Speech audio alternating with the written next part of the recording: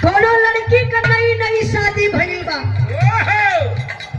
ससुरा से नैहर में आइल, सखी सहेली इकट्ठा भइली, लगली ठिठोली करे, लगली मजाक करे। कली का हो गईलू तो पियवा के यहाँ बोल दे भैया घरे माछी मरी है। नई नई ब्याह भया लड़की के, नया नया जब ब्याह भरे मास्टर साहब, तो ससुरे से लड़की नैहरे गई, सखी सहेली जुटल है, मजाक करत हुई। कोनो का तो का हो जीजा कैसे रहलन, कितना मानत रहलन, मुंह दिखाई में का देहलन। कारण 9 महीना पूरी बुकिंग कर दहलन। 9 महीना का बुकिंग का बड़की मोबाइल दहले। अच्छा काला बड़की मोबाइल मिलल बा, 9 महीना का मोबाइल।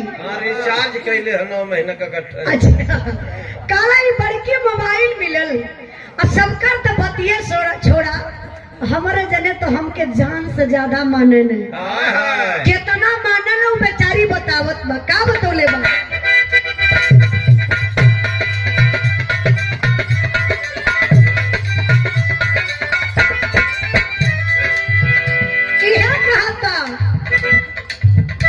हम तो तार गईली हो सुंदर पार पैली हो,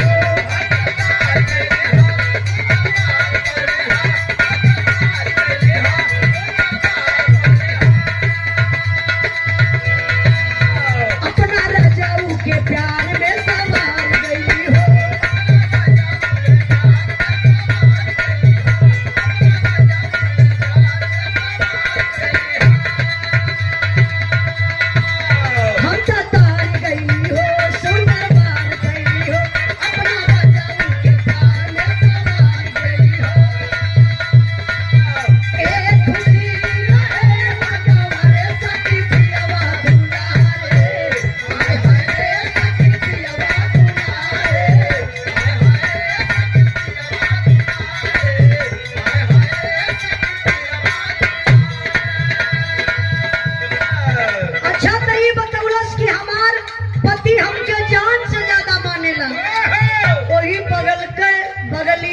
सरकी वाली बैठल बा, उ सुन सुन के खाली अपने दांते तरंगुरी दबावत हो, कहत बा कि ई तो बड़ी नसीब वाली बा, अपने दुल्हा का बड़ाई करत बा, लेकिन हम कौन बड़ाई करी, हमार पियवा तो खाली पकड़ के रातों दिन हिलावाला।